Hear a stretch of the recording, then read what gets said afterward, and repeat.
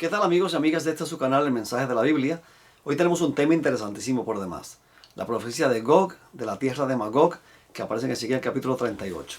Muchas personas me han escrito, me han llamado, me han preguntado que quién es Gog de la profecía de Ezequiel 38. Me preguntan si es Rusia, si Tubal es Tobolsk y si Mesec es Moscú. Y así pues me hacen muchas preguntas sobre este asunto de Rusia. Vamos a ver qué es la Biblia al respecto. Primeramente elaboremos un principio de interpretación bíblica, de interpretación profética. Hay un versículo de la Biblia que es una llave maestra para abrir todas las profecías bíblicas. Esta llave maestra descifra todas las profecías bíblicas y las hace muy fáciles de entender. Y ese versículo es Génesis capítulo 3 y versículo 15. Luego que Adán y Eva pecaron, Dios confrontó a la serpiente y le dijo: y pondré enemistad entre ti y la mujer, y entre tu simiente y la simiente suya. Esta te herirá en la cabeza, y tú le herirás en el talón. La versión antigua dicen calcañar, porque es que el calcañar es el hueso del talón, el calcáneo, y de ahí viene la palabra calcañar, que significa talón. Así que Dios le dice a la serpiente: tú podrás pisar mi simiente, o podrás morder mi simiente en el calcañar, en el talón, pero de mi simiente vendrá uno que te aplastará la cabeza. Ganaste la primera batalla, pero no la guerra, en otras palabras, ¿no? Así que entonces aquí, en Génesis 3.15, hay un principio que se conoce como el principio de las dos simientes. La simiente de la mujer y la simiente de la serpiente, que corren paralelas desde el libro de Génesis hasta el libro de Apocalipsis y hasta la consumación de los siglos, cuando Cristo venga por segunda vez, y luego del milenio, cuando la tierra sea destruida y renovada. Aquí en el libro de Génesis, capítulo 4, se menciona el nacimiento de Caín y el nacimiento de Abel. Caín significa adquirido. Abel significa aliento. Hebel en hebreo, y significa aliento. Entonces Caín mató a Abel. Caín representa la simiente de la serpiente. Abel representa la simiente de la mujer. Por eso en la Biblia no hay interés de mencionar quiénes fueron los hijos de Adán y Eva, cuántos fueron. Dice en Génesis capítulo 5 y versículo 4 que Adán y Eva tuvieron hijos e hijas, pero no lo menciona por nombres. No dice cuántos eran, son muchos. Adán vivió 900 y pico de años, imagínense. Y Eva vivió otro montón de cientos de años también. Así que imagínense cuántos hijos tuvieron en ese periodo de tiempo, cuando fueron ya creados como adultos, perfectos. Así que entonces el interés de la Biblia es mostrar las dos simientes, la simiente de la mujer y la simiente de la serpiente, a través de toda la historia. Así que Caín representa la simiente de la serpiente y Abel representa la simiente de la mujer. Así que estas dos simientes siempre van a estar en pugna, en guerra. Así que la simiente de la serpiente mata la simiente de la mujer. Caín mató a Abel y Dios no se va a quedar sin simiente. Y Dios levantó a Set. Set significa sustitución. Así que el hijo de Set se tomó el lugar de Abel. Fue el sustituto de Abel como simiente de la mujer. Y entonces dicen en Génesis capítulo 4 y versículo 25 o 26, y a Set también le nació un hijo y llamó su nombre Enos. Entonces los hombres comenzaron a invocar el nombre de Jehová o el nombre de Yahweh. La descendencia de Set comenzó a invocar o a llamarse del nombre de Yahweh, del nombre de Jehová, del nombre de Dios. Esta gente comenzó a invocar a Dios, a seguir a Dios, mientras que la descendencia de Caín fue una descendencia mala. Su primer hijo se llamó Enoc, quien construyó la primera ciudad en este planeta. Luego de su descendencia tenemos a Lamec, que tomó para sí dos mujeres, a Ada y a Silpa. Luego tenemos también de su descendencia a Abel Caín, que fue el constructor de armamentos de hierro y de bronce. Se considera a Tubal Caín el primer guerrero. Este muchacho pues se considera el primer guerrero. También los músicos aparecen aquí de la descendencia de Caín, algunos tipos construyendo construyendo instrumentos musicales, mejor dicho, y otros habitando en tiendas y teniendo ganados. Pero lo cierto es que la descendencia de Caín fue una descendencia mala. Aquí aparece la poligamia, la guerra con esta descendencia. Mientras que la descendencia de Set comenzó a invocar el nombre de Dios. Luego entonces, en el capítulo 5, se establece a partir del versículo 6 la simiente o la genealogía de Adán, comenzando con Set y terminando con Sem, Cam y Jafet, los hijos de Noé. Aquí tenemos que esta genealogía tiene como objetivo rastrear la simiente de la mujer a través de la historia, corriendo paralela con la simiente de la serpiente. Luego en el capítulo 6 tenemos el capítulo del diluvio. Aquí la genealogía de Cam, de Set, terminó con Noé. Así que entonces Noé, según Génesis 6:8, halló gracia ante los ojos de Dios. Dios notó que aquí ocurrió algo terrible. En el versículo 1 y 2 dice de Génesis capítulo 6, aconteció que cuando comenzaron a los hombres a multiplicarse sobre la faz de la tierra y les nacieron hijas, que viendo los hijos de Dios, que las hijas de los hombres eran hermosas, tomaron para sí mujeres, escogiendo entre todas. ¿Quiénes son los hijos de Dios? La descendencia de Set. Por cierto, en Deuteronomio capítulo 14 y versículo 1, a los israelitas se les llama hijos de Dios. Hijos sois de Jehová vuestro Dios. Así que aquí entonces tenemos la descendencia de Set, los hijos de Dios, mezclándose con las hijas de los hombres, la descendencia de Caín. No sé cuántos de ustedes se acuerdan de la historia de Balaam. El rey Balac contrató a este profeta de Dios para que maldijera al pueblo de Dios. Y él se prestó para eso, a cambio de dinero. Mucha gente vende la fe por dinero.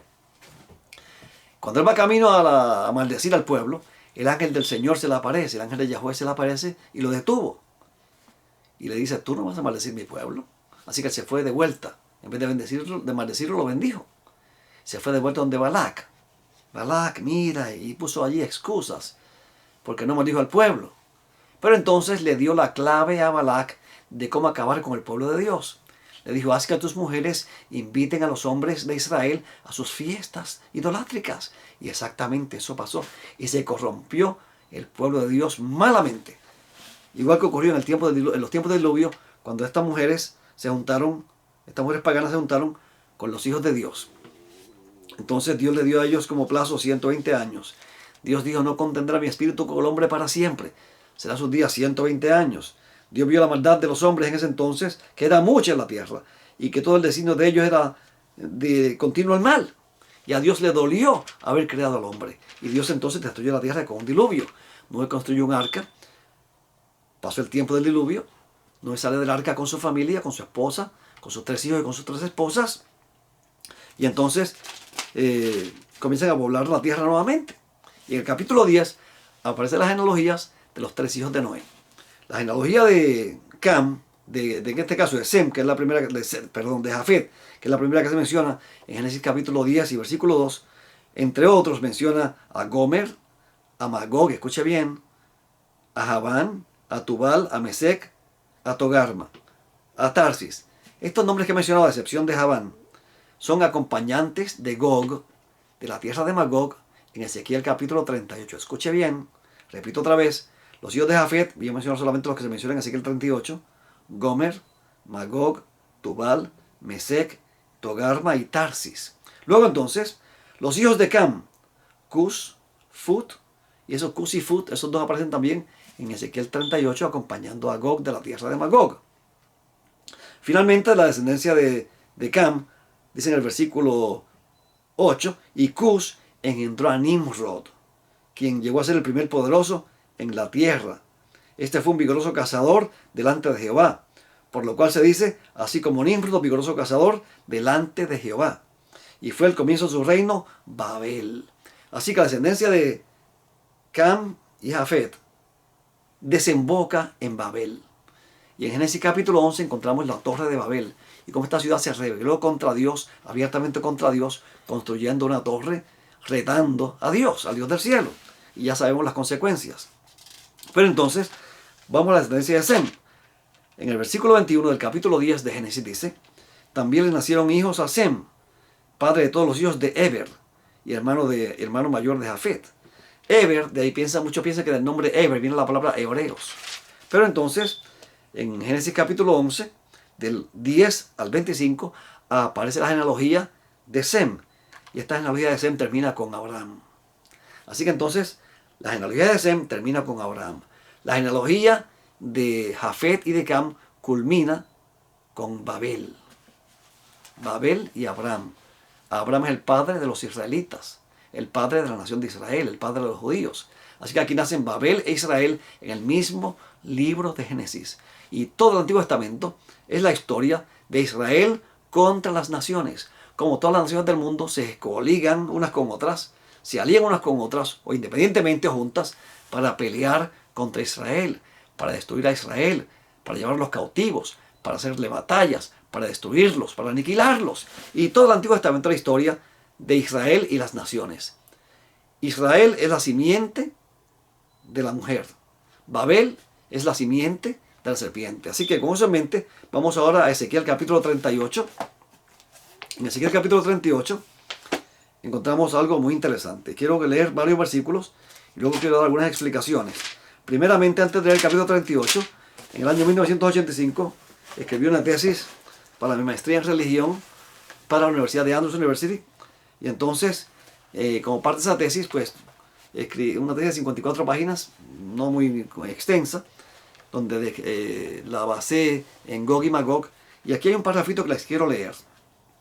Dice allí: ¿quién es Gog de la tierra de Magog, que viene en un momento fijado por Dios contra los montes de Israel? ¿Cuándo se cumplirá lo predicho en esta profecía? Para contestar estas interrogantes, no se pueden aislar los capítulos 38 y 39 de Ezequiel de su contexto inmediato. Escuche bien. Solo así se podrá entender la profecía y el cumplimiento histórico de esta, si es que tiene alguno. Ezequiel escribió su libro en Babilonia, ya que él había sido deportado allí durante el reinado de Judá de Joaquín para el año 597 a.C. Por lo tanto, esta profecía, que es objeto de investigación de este programa, en este programa, objeto de este tema de este programa, entonces tiene que ver con estos asuntos asociados con Gog. Vamos a ver que esta profecía se escribió durante el tiempo del cautiverio, cuando estaba Ezequiel en cautiverio allá en Babilonia, y le está dando mensajes de esperanza al pueblo. Ustedes van a ser liberados de este cautiverio y van a regresar a Israel. Y si ustedes se portan bien, si ustedes hacen la voluntad de Dios, si ustedes hacen lo que Dios manda, si son fieles al pacto, Dios les va a perdonar, Dios les va a restaurar y Dios les va a proteger. Y precisamente es lo que dice Ezequiel 37, del 33 en adelante, hasta el capítulo 40 y pico, me parece que el 46 de Ezequiel, que es el último capítulo del libro de Ezequiel, donde habla del templo nuevo, con la tierra nueva, y el capítulo 48 de Ezequiel, el capítulo 47 que habla de las aguas de la vida, del santuario, donde brotan aguas de vida, donde hay árboles de la vida, donde ellos van a vivir por muchos años con la bendición de Dios.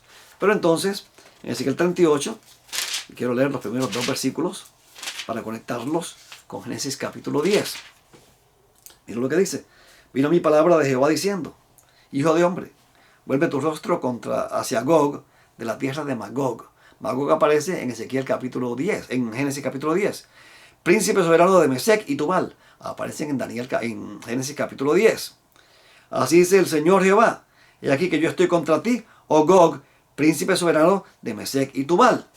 Pues lo menciona, y luego en el versículo 5 dice: Persia, Cus y Fut con ellos, 6, Gomer y Togarma. Y en los versículos 13, Seba, Dedán, Tarsis. Estas ciudades, estos pueblos, se mencionan en el libro de Génesis capítulo 10 como descendientes de Cam y de Jafet, simiente de la serpiente, mientras que Israel es la simiente de Dios. Así que aquí hay una coalición de pueblos que vienen dirigidos por Gog, y estos pueblos vienen del norte, del sur, del este y del oeste, mientras que Gog, el rey del norte, es quien los dirige a todos ellos. Se han hecho muchos intentos de identificar a Gog con personajes pasados, como con Gug, el rey de Lidia, y con otros personajes del Antiguo Testamento, pero no se consigue. Ni con Gug, ni con Giges, ni con Cambises. Los tiempos más recientes después de Cristo, con los musulmanes, con los otomanos, con Roma, con el papado, con los cruzados. Y aquí hay montones de interpretaciones que he leído, que no voy a enumerarlas aquí porque no nos da el tiempo. Pero vamos a ver, yo les voy a demostrar en estos momentos que esta profecía primeramente no se cumplió. ¿Por qué no se cumplió en los tiempos del Antiguo Testamento?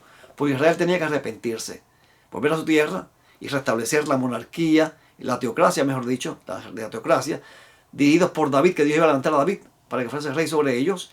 Y entonces allí ellos iban a ser un centro de luz para todo el mundo. Eso nunca pasó, porque Israel como nación nunca se arrepintió, como nación no cumplieron con con los prerrogativos del pacto, con lo establecido por el pacto, no fueron fieles a Dios, y todos los profetas menores constantemente arremeten contra Israel por desobedientes. Y les dicen, les va a pasar esto, y esto, y esto, y esto, por desobedientes.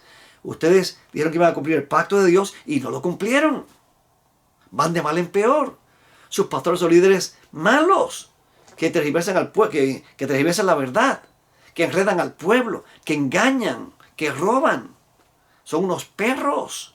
Usa la palabra perro, algunos de los profetas contra Israel. Ahora, quiero que vayamos aquí a Ezequiel 34 en adelante, para ver el preámbulo de Gog y Magog, y podamos ver qué va a pasar aquí.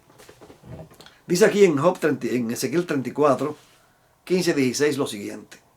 Yo apacentaré mis ovejas y yo las haré reposar, dice el Señor Jehová. Yo buscaré la perdida y la haré volver a redil, la descarriada, vendaré la perniquebrada y fortaleceré la débil, mas destruiré a la engordada y a la fuerte y la apacentaré con justicia. Así que entonces aquí Dios se presenta como un pastor que va a apacentar sus ovejas y que las va a hacer reposar. Recuerde que el pueblo estaba en cautiverio, estaban en Babilonia. Y entonces ahí está Ezequiel escribiendo a los deportados, dándole un mensaje de esperanza. Esto no va a durar para siempre. Jehová es nuestro pastor. Él nos va a sacar de aquí y nos llevará a una tierra de pastos abundantes y nos hará reposar. Fue el reposo prometido por todo el Antiguo Testamento que se le iba a dar al pueblo de Israel. Esto no se queda aquí. En Ezequiel 34, 23 dice, y suscitaré para ponerlo al frente de ellas a un solo pastor, y él las apacentará. A mi siervo David, él las apacentará, y él le será por pastor, y yo Jehová le seré por Dios, y mi siervo David será por príncipe en medio de ellos. Yo Jehová he hablado, y estableceré con ellos un pacto de paz, y quitaré de la tierra las fieras, y habitarán en el desierto con seguridad, y dormirán en los bosques. Luego dice que no volverán a ser presas de las naciones en el versículo 28, que no volverán a ser esclavizados en el versículo 37. Dios dice, voy a hacer un pacto de paz y David va a ser su rey. Cuando yo los recoja de entre las naciones y los traiga de vuelta a Israel. Entonces, ¿qué ocurrió? Vamos a seguir leyendo. Capítulo 36, del 24 al 28, Dios le dice a ellos lo que Dios va a hacer con ellos si ellos son fieles a Dios. Dios dice, pues esparcir eso en el 24 primeramente, pues yo os tomaré de entre las naciones y os recogeré de todas las tierras y os traeré a vuestro país. Fíjense qué promesa tan linda para esa gente que está en cautiverio. Yo os voy a sacar de aquí, no se preocupen. Esto no va a ser para toda la vida. Los voy a libertar. 25, Ezequiel 36, 25. Esparciré sobre vosotros agua limpia y quedaréis limpios de todas vuestras inmundicias y de todos vuestros ídolos os limpiaré. Os daré también un corazón nuevo y pondré un espíritu nuevo dentro de vosotros. Y quitaré de vuestra carne el corazón de piedra y os daré un corazón de carne. Y pondré dentro de vosotros mi espíritu y haré que andéis en mis estatutos y guardéis mis ordenanzas y las pongáis por obra. Habitaréis en la tierra que di a vuestros padres y vosotros me seréis un pueblo y yo seré a vosotros por Dios. Dios le dice a los judíos, a los israelitas, a su pueblo, señores, los voy a lavar con agua limpia. Les voy a poner mi Espíritu Santo en sus corazones y haré que me obedezcan y que anden en mis estatutos y guarden mis ordenanzas y las pongan por obra, lo que ustedes nunca han hecho.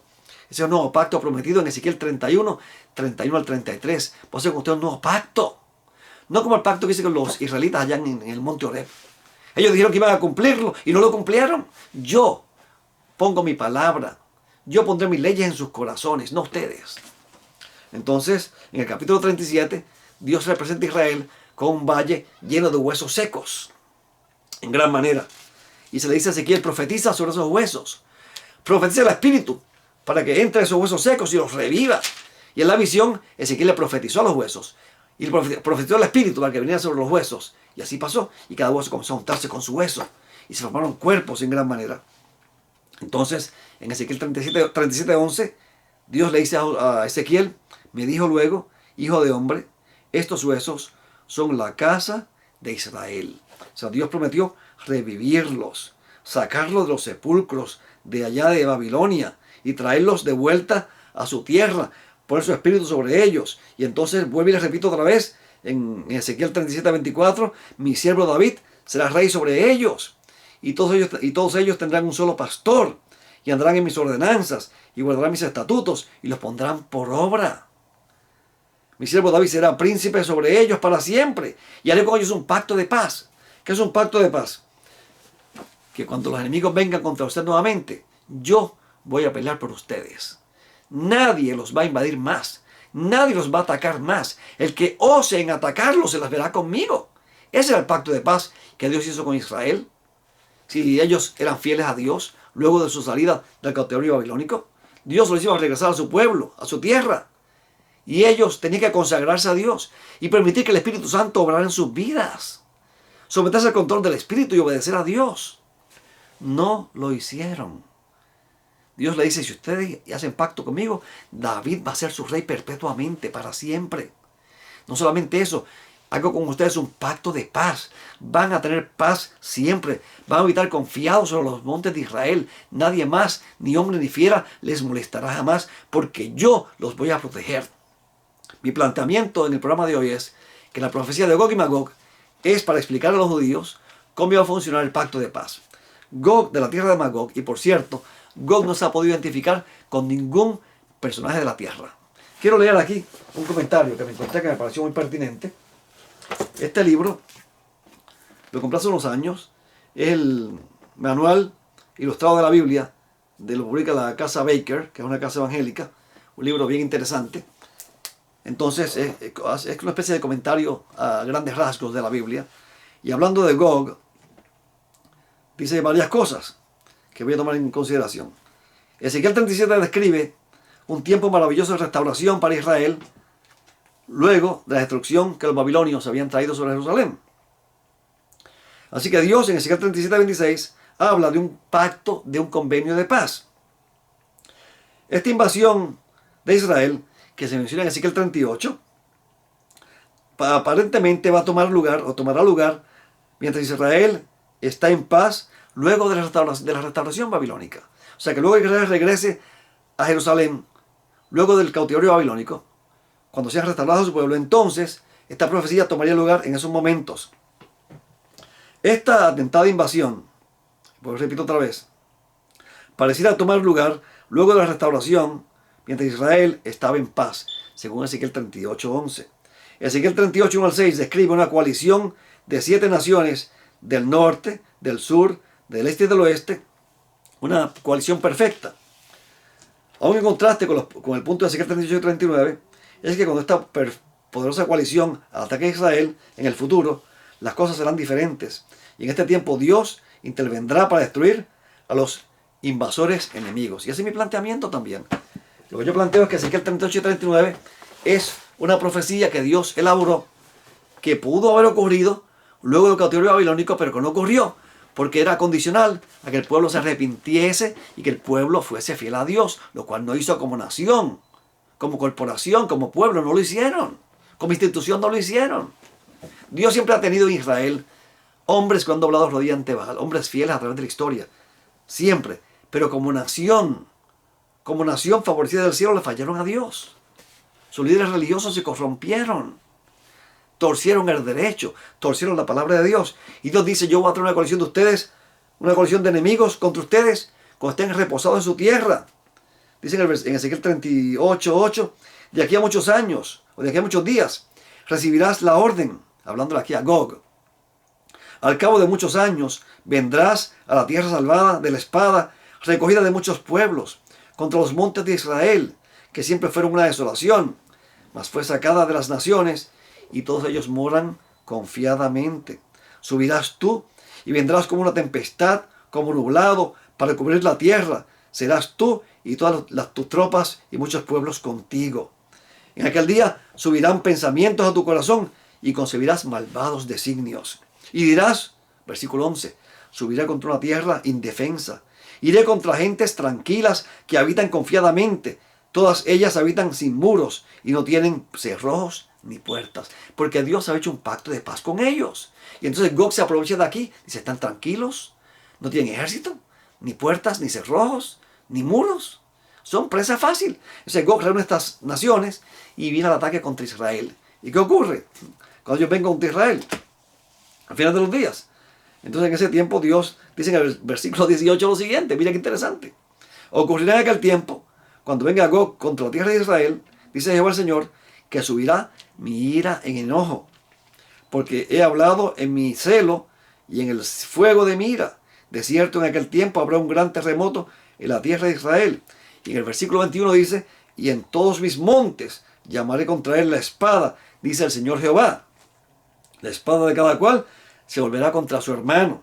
Y yo litigaré contra él con peste y con sangre, y haré llover sobre él y sobre sus tropas y sobre sus muchos pueblos que están con él, impetuosa lluvia y piedras de granizo, fuego y azufre.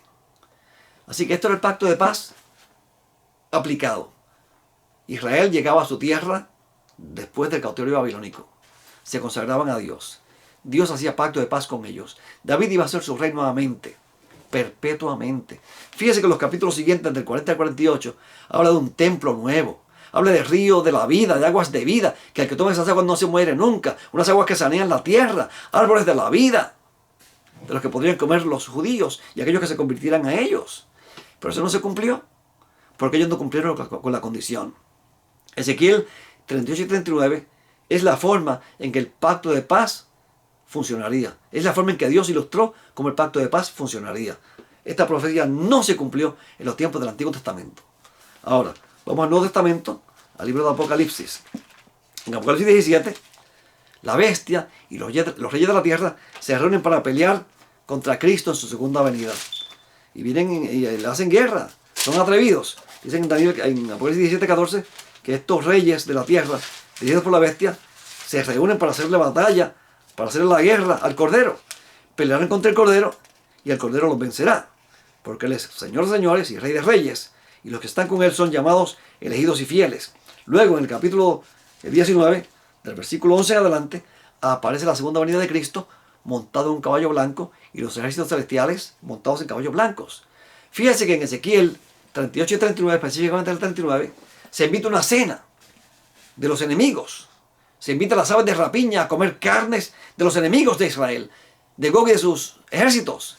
Y aquí en el libro de Apocalipsis, capítulo 19, cuando Cristo venga por segunda vez, simbólicamente aquí presentado, montado en un caballo blanco, como para la batalla, se invita también a las aves que vuelan en medio del cielo, a las aves de rapiña, a que vengan y se congreguen a la gran cena de Dios, que es la misma cena que aparece en Ezequiel 39:17 con relación a Gog, de la tierra de Magog, para que comáis carnes de reyes, y carnes de tribunos, y carnes de valientes, y carnes de caballos, y de sus jinetes, y carnes de todos libres y esclavos pequeños y grandes. Así que entonces todo el mundo se reunió con sus ejércitos contra Cristo. Dice, vi la bestia y los reyes de la tierra y sus ejércitos reunidos para guerrear contra el que montaba el caballo. Pero fueron aniquilados. Cristo los destruyó con la espada que sale de su boca, o sea, con el resplandor de su venida. Luego entonces comienza el milenio. Los justos son llevados al reino de Dios. Y allí pasan 1000 años. Luego de los 1000 años, los inicuos resucitan. Dice en el capítulo 20 de Apocalipsis, versículo 5, pero los otros muertos, o sea, los que no resucitaron cuando Cristo vino, pero los otros muertos no volvieron a vivir hasta que se cumplieron los 1000 años. Entonces, bienaventurado y santo el que tiene parte en la primera resurrección. ¿Cuándo es la primera resurrección? Cuando Cristo venga por segunda vez. La segunda muerte no tiene potestad sobre estos que resuciten en la primera resurrección, sino que serán sacerdotes de Dios y de Cristo y reinarán con él 1000 años. Cristo dijo, vendré otra vez y os tomaré a mí mismo, para que cuando yo estoy, vosotros también estéis. Voy pues a preparar lugar para vosotros. ¿Dónde? En la casa de mi Padre. Juan 14, 1 al 3. En primera a Tesalonicenses 4, 16, 17 dice, cuando Cristo venga, con voz de trompeta, con voz de arcángel y con sonido de trompeta, los muertos en Cristo resucitarán primero. Luego nosotros, los que vivamos, dice Pablo, los que hayamos quedado, seremos arrebatados, porque Cristo prometió llevarnos a la casa de su Padre. En el reino de los cielos muchos vendrán y se sentarán con Abraham, Jacob e Isaac en el reino de los cielos. Mateo 8:11. Dice allí en Mateo 24, 40 y 41, que cuando Cristo venga, unos serán tomados y unos serán dejados. Serán tomados para lambanos, para ser llevados a la casa de su Padre al cielo, por 1000 años. Luego de los 1000 años, los inicuos resucitan y allí está la ciudad de Dios que ha ascendido del cielo. Y miren lo que pasa aquí ahora. Versículo 7.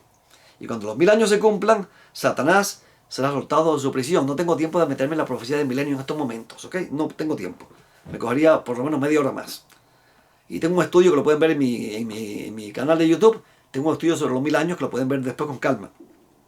Y cuando los 1000 años se cumplan, Satanás será soltado de su prisión y saldrá a engañar a las naciones que están sobre los 4 ángulos de la tierra. ¿Cuáles son esas naciones? Los otros muertos que resucitaron luego de los 1000 años. Los otros muertos. Los que no resucitaron cuando Cristo venga. Esas naciones, desde Caín para acá, todos resucitan después de los 1000 años. Y mira lo que dice.